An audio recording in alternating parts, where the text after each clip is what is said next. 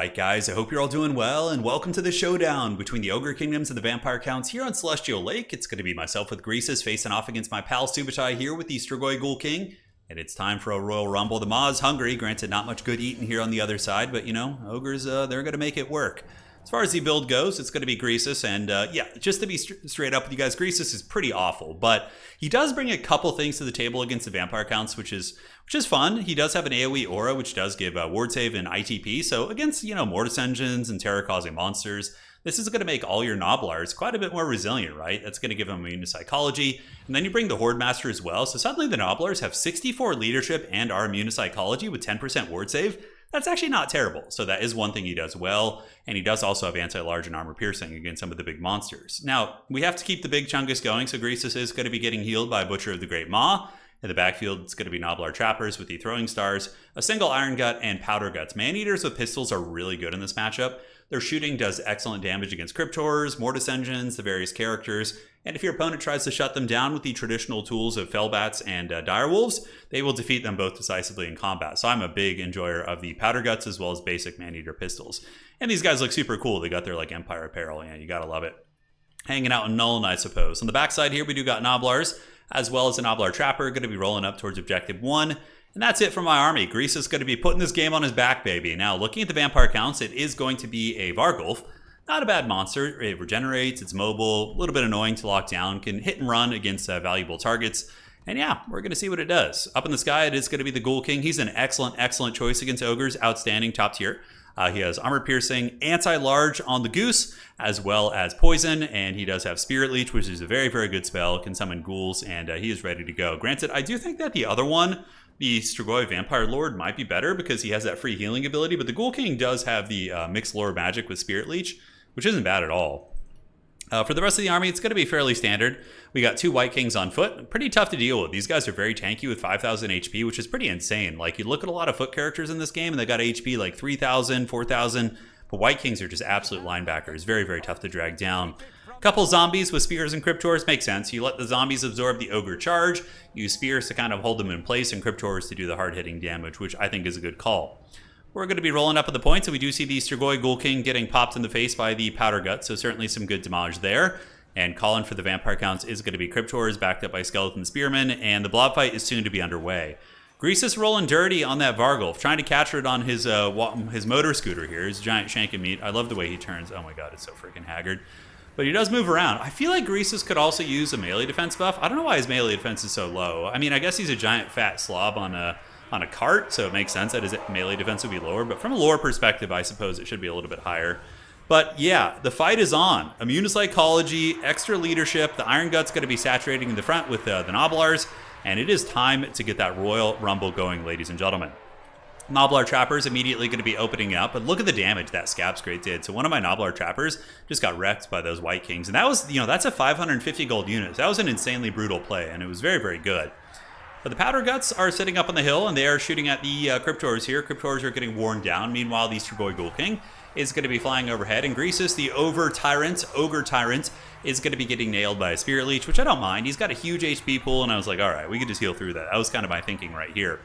On the side, a couple White Kings are going to be creeping in, and on the back objective, my Noblars do secure that point, but really, it is going to be a big blob fight on this point. We're going to be fighting over objective number 3 and seeing how it goes. Man-Eaters with great weapons are my calling. I saw a lot of Cryptors, so I was like, all right, let's get down and dirty. Let's bring the big hammers in and see if we can wear down some of the Cryptor units with our cool pirate hat guys rocking their big beat sticks.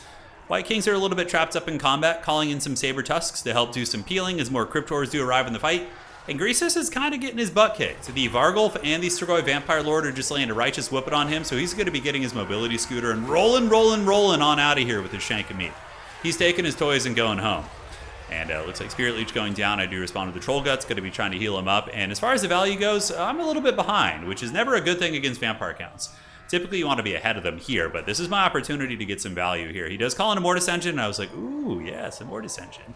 So the Noblar Trapper is going to be forming up, and the Powder Guts are going to be switching onto that target as well. And I am going to be trying to wear down that Mortis while we flank around the back with some Saber Test packs looking for freebies.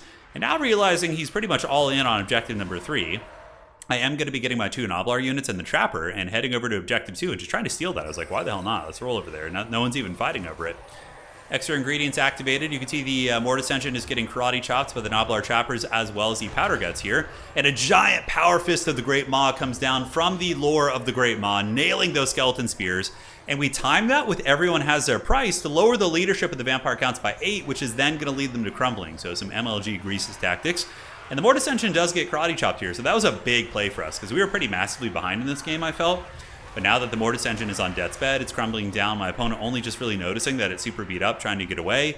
Powder Guts with their massive range of 160 are going to be able to put their hurt on that bad boy, and that is going to feel very, very good. On the side, we do have the Dire Pack being called in. More Skeleton Spearmen, and we do manage to steal his home objective. So this is really, really big for us. We take a value lead for the first time in the game. The Noblars managed to not Helm's Deep, but steal that back objective. This is more like storming Osgiliath and taking that. So we're the orcs in this situation. White Kings, though, very problematic. I really don't have much to deal with them.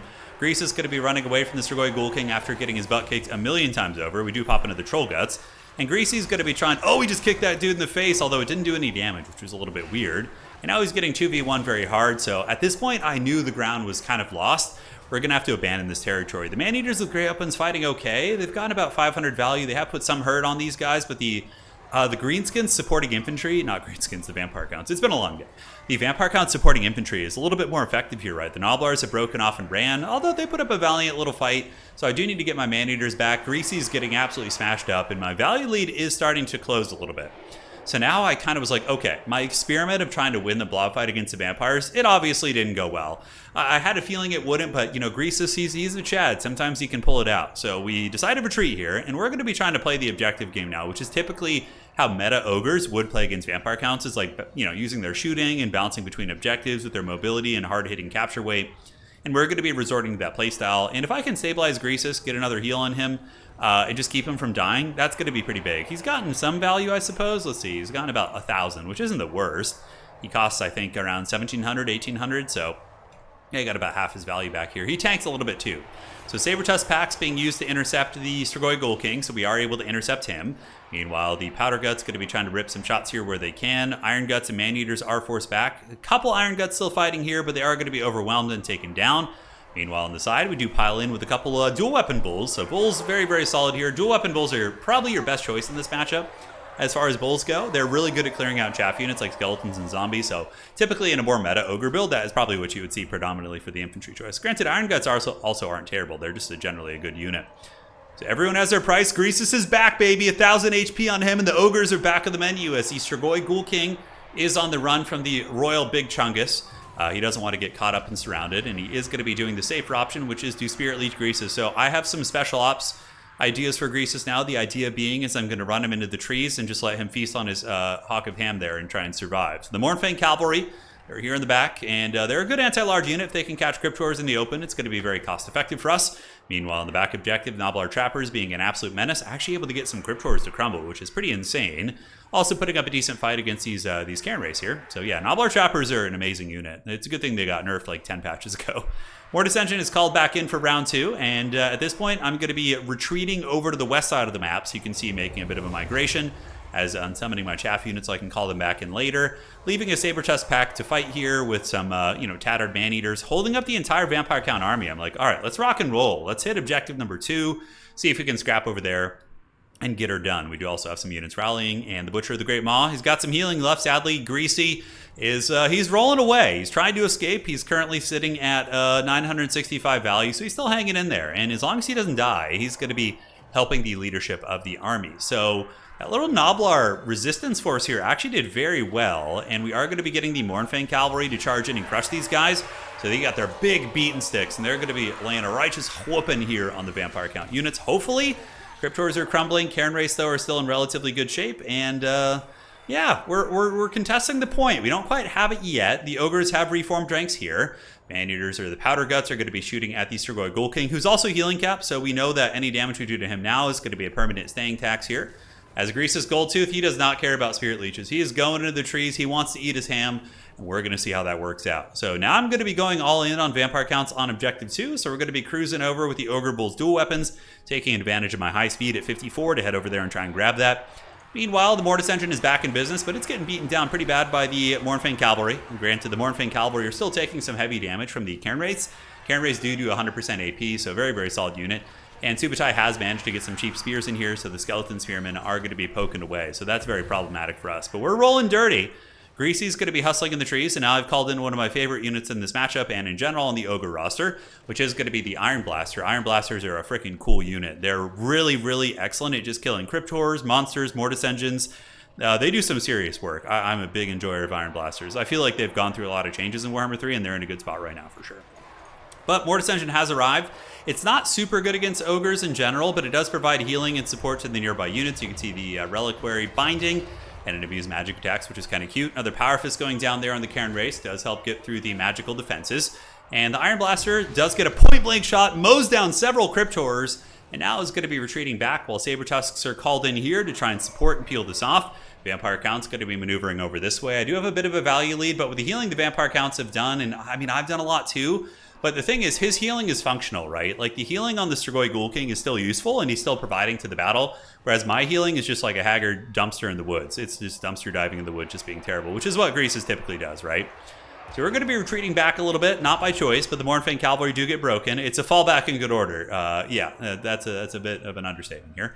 As the Ogre Bulls with dual weapons do also try and retreat, I'm like, okay, let's grab some value. Maybe I can snipe his Lord, get some good pokes here with the Iron Blaster. I am down on points, which is a little bit stressful. Here, the Saber Test Pack trying to get these skeletons down, but those skeleton spears have been an absolute menace all game. And the Powder Guts shooting where they can. Strigoi Ghoul King, he was actually looking for Greasus. So I was actually in Discord chatting with Subutai when we were playing this game. We were both laughing pretty hard because I was hiding Greasus in the bushes, and he was actually bringing the Ghoul King to hunt him down. And we were both like, I'm like, you're not gonna find him. I was like trying to lead him on to think that Greasus was like hiding on his side, but yeah, he was sniffing for Greasus. And just to buy time so I don't have leadership issues, I actually believe I do end up using a Dismember here to slow down the Strigoi Ghoul King. So that was pretty mean for sure. But Ogre Bulls battling it out with Cryptors. Cryptors are a pretty good counter against Ogre Bulls. They're basically a similar thing, but they have healing and poison. So that's pretty big. And here the Iron Blaster ripping a fat shot into the Mortis Engine. Super big and thick. Skeleton Spears being dragged down by the Powder Guts here. Zombies and Skeletons on their way up. And my call into the back are going to be more Noblar Trappers. And there is the Dismember. So we did lock down the Strigoi Ghoul King. Greasus is playing Mario Kart in the bushes. He's just rolling away. The bravest Ogre Tyrant. He is going deep for it. Now, as far as the objective goes, we do manage to maybe threaten to steal this one, which was quite nice for us. The Ogre Bulls clear out some zombies quickly. There's a White King over here, but Butchers are pretty good fighters, actually. A Butcher can probably take on a White King in a straight fight. So that was good for me. And we're going to be taking this brawl right now and capturing that objective. So that gives us a little bit of hope, because now if we can stop the Vampire Count momentum here and hold on to that side objective, maybe we're going to have some play here in this game. Granted, Greasy is running, and Subutai is starting to trade a little bit better in terms of value overall. The Iron Blaster just annihilating this Mortis Engine, just big shots. Its value so far is already at 1,300, and it's barely been on the field. So I have that Iron Blaster. I was trying to slap it in guard mode and get those shots where I can, and it blows that Mortis Engine out of the water. Huge damage. Man-Eaters with Great Opens being called in to try and hold this point. He's got a lot of capture weight here, including the Cairn Race and the Skeleton Spears. It's cool to see those like ethereal ghostly units actually be good. And on the side, we do see the White King getting its butt kicked, which makes sense. Butchers are armor-piercing fighters with more HP, so they're obviously going to win against a White King. But here comes the Man-Eaters. Hoping for the best. We do have the Powder Guts getting swarmed by Cryptors, White Kings, Spears, just tons of haggard, messy units. And this was very unfortunate for me. Greasy did actually get caught and killed by the Strigoi Ghoul King in the bushes, which was really funny. The Ghoul King has really been dominant this game. He's been a big problem. 3,300 value for him. And this is probably going to be the death knell for us, because he can just come back here with the Ghoul King and chase down my units now. And even though I do have some decent anti-large fighting and Powder Guts, and I have managed to hold on to this objective, I have to allocate everything I possibly can to winning this fight, so I can't afford to reinforce this area, which means the Cryptors and the Dire Pack, which are an anti-large dog unit, will probably be able to take down the Bulls. So that is GG well played. From here, I basically just get swarmed out. But yeah, obviously, just wanted to have a little bit of fun with Greasus. I think in this matchup, Ogres can do totally fine. And for anybody who's wanting to learn how to play Ogres in this matchup, I've had pretty good success with them against Vampire Counts historically. Obviously, Greasus pretty much threw that game. He did nothing. He fed my opponent tons of value. All my magic was wasted on him, whereas if you just have a Slaughtermaster running around, you can use your magic elsewhere because you don't have to babysit him. You can just run away. But Greasus was pretty freaking awful and definitely threw that game hard. But aside from that, many elements of the Ogre roster seemed to function very well. I did enjoy the Iron Blaster a lot. As far as infantry, I think just going with basic Ogre Bull dual weapons probably would be decent. But yeah, GG well played. Really fun one. And I always like to experiment with those weird lords like Greasus, because like on paper, you look at him and you're thinking maybe he's okay. You know, ward save aura, ITP aura, leadership aura, like all things that sound good against undead, but he's just too vulnerable. Not as resilient as he needs to be. That's for sure. If he had some sort of a healing ability, like a passive healing, that could be nice. Maybe be something in the right direction. But trappers are MVP. Maneater pistols, 3,800 value. Oh, that's so good. And on top of that, the Iron Blaster did good. I think having that in early and decent value here from these great weapons as well. For my opponent, Subutai's army, excellent work from his Ghoul King. That guy was an absolute chad. I loved Cairn Race. They were like sticky and hard to deal with, honestly. We didn't have too much magic damage outside of the Power Fist, so hard to kill. The Mortis Engine got killed twice over, but still managed to get some good value. But yeah, GG, well played. That was a great game by my opponent there. And hopefully you guys enjoyed that. On that note, let's go ahead and I'll build like a more proper Ogre build. I like the videos to also have some educational elements. You know, meme battles are fun every now and then, but also for those of you looking to learn competitive, I think it's good to mix in some action here. So now we can actually go to Domination. It's cool that you can play against AI there. So we're going to go to Ogre Kingdoms, and we are going to do it. I actually think, was this the build I had scrapped here? No, that was from something else. Okay, so for your caster, you could even go Slaughtermaster of Beasts. That's actually really not a bad idea. You could do a Flock of Doom. Or you can even go with the Tyrant and the Burning Headcaster if you want to. That's not a bad idea. It gives you a resilient Fighter Lord, but I think just going Slaughtermaster and being very cagey with it and just keeping him safe. Because if you don't have, like, what do you even need to heal with Troll Guts, right? And Flock of Doom is incredibly good against those Skeleton Spear Blobs. Really, really good. So Bloody Cleaver, yeah, he's got passive healing with that anyways.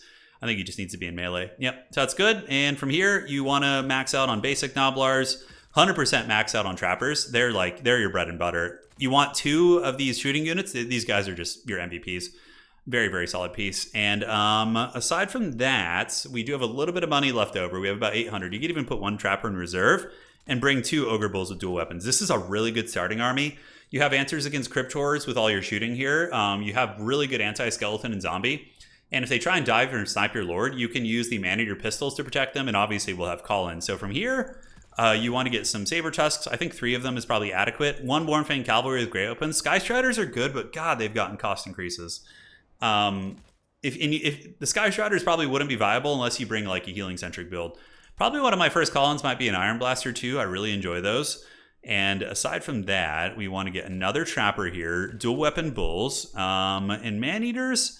We do have a Man-Eater with a Great Weapon, which I think is nice. You know, sometimes you'll see Blood Knights and things like that, so that can be useful. Granted, if you do bring a Mornfang Cavalry Great Weapon, that's probably going to be enough. My power fantasy is to bring Gorgers. I'm a big Gorger enjoyer, but I don't know. That might be a little bit of optimistic thinking here. Maybe even a 3rd Man-Eater pistol. I'm not 100%. I don't play Ogres too much, but I'm trying to mix them into my repertoire. But a build like this would be totally feasible, I think. I think you have good tools for dealing with most threats. You could also go for a Fire Belly build. You could use a Tyrant. So you would just use a Tyrant like this. And you would bring the Snacks ability for the passive healing and the leadership debuff to increase crumbling. Cut these abilities, and then you could bring a Fire Belly in your starting build and just bring Burning Head. Burning Head is super good, and he's a good fighter too. The Fire Belly can take on a White King no problem, which is nice. You just keep Kindle Flame. And from here, you would need to cut some stuff, but I think the original build I gave you guys was a little bit better. All right, guys, GG, well played. See you around. Well played to my opponent as always, and that is it for tonight.